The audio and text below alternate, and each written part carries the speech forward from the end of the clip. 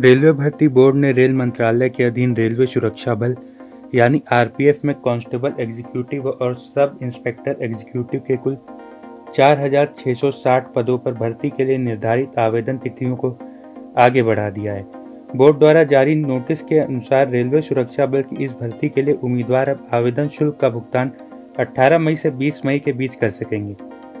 बता दें कि यह विस्तार सिर्फ उन्हीं उम्मीदवारों के लिए किया गया है जिन्होंने निर्धारित आखिरी तारीख 14 मई 2024 तक अपना पंजीकरण कर लिया था और तकनीकी समस्याओं के चलते निर्धारित परीक्षा शुल्क का भुगतान ऑनलाइन माध्यमों से नहीं कर सके थे। एनसीआर में नोएडा को बेस्ड प्लांट सिटी बनाने के लिए रीजनल कॉम्प्रिहेंसिव मोबिलिटी प्लान पर एक प्रेजेंटेशन किया गया।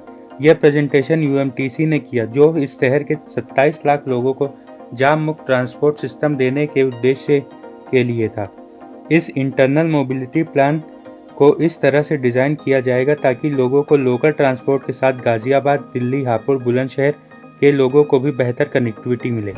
सहारनपुर के इस्लामिक सेमिनरी दारुल उलूम देवबंद ने महिलाओं और लड़कियों के प्रवेश पर प्रतिबंध लगा दिया है। सेमिनरी के मोहतमीम मौलाना मुफ्ती अबुल कासिम नोमानी ने कहा कि देश भर से कई लोगों ने सेमिनरी के अंदर शूट किए गए रील्स के बारे में शिकायतें दर्ज की और सोशल मीडिया पर वायरल किया। मोहतमीम ने कहा कि इन शिकायतों पर संज्ञान लेते हुए सेमिनरी परिसर में महिलाओं और लड़कियों के प्रवेश पर प्रतिबंध लगा दिया गया है। इलाहाबाद विश्वविद्यालय के नए सत्र में संचालित होने वाले पीजी के 20 विषयों में संशोधन किया गया है। इनमें से कई ऐसे विषय भी हैं जिनके पाठ्यक्रम में लंबे समय से कोई बदलाव नहीं किया गया था। संशोधन के बाद पाठ्यक्रम में कई वैकल्पिक टॉपिक शामिल किए गए हैं, तो कुछ को हटाया भी गया है। इलाहाबाद विश्वविद्यालय प्रशासन ने यह बदलाव विश्वविद्यालय अनुदान आयोग यानी यूजीसी के निर्देश पर किया है। एकेडमिक काउंसिल ने पाठ्यक्रम संशोधन पर अपनी मुहर लगा दी है। इसके बाद संशोधित पाठ्यक्रम संचालित किए जाने के लिए कार्य परिषद में रखा जाएगा। मंजूरी मिलने के बाद इसे लागू किया जाएगा। उत्तर प्रदेश मदरसा शिक्षा बोर्ड की संस्तुति के अनुसार अब राज्य के अनुदानित व मान्यता प्राप्त मदरसों में एनसीईआरटी के पाठ्यक्रम के अनुसार प्राथमिक गणित, प्राथमिक विज्ञान, नागरिक शास्त्र व इतिहास आदि विषयों को अनिवार्य विषय के रूप में पढ़ाया जाएगा। लोकसभा चुनाव की आचार संहिता हटने के बाद इस बारे में सभी जिला अल्पसंख्यक कल्याण अधिकारियों को पत्र भी जारी किया जाएगा। राष्ट्रीय शिक्षा नीति के तहत स्कूलों में अध्ययन कराने के लिए यह बदलाव किया जा रहा है। शैक्षणिक कैलेंडर जारी होने के बाद अब माध्यमिक स्कूलों के टाइम टेबल और पढ़ाई के घंटों में भी बदलाव होने वाला है।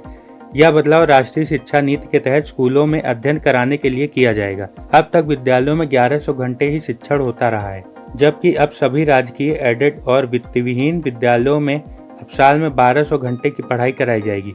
स्कूल अब एक सत्र में 220 दिन की कक्षाएं चलाएंगे। विशेष सचिव माध्यमिक शिक्षा की तरफ से इस संबंध में सभी जिला विद्यालय निरीक्षकों को पत्र और मॉडल टाइम टेबल भी जारी किया गया है। इलाहाबाद हाईकोर्ट ने कहा है कि वर और वधू पक्ष को शादी में मिले गिफ्ट की सूची बनानी चाहिए। इस तरह की सूची को दोनों पक्ष अपने अपने हस्ताक्षर बनाकर सत्यापित भी करें।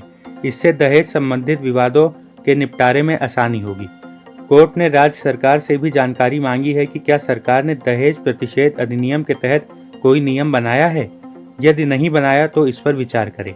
अंकित सिंह की याचिका पर सुनवाई करते हुए न्यायमूर्ति विक्रम डी चौहान ने यह आदेश दिया। कोर्ट ने कहा कि दहेज प्रतिषेध अधिनियम 1985 कानून में यह भी नियम है कि वर एवं वधू को मिलने वाले उपहारों की सूची बननी चाहिए।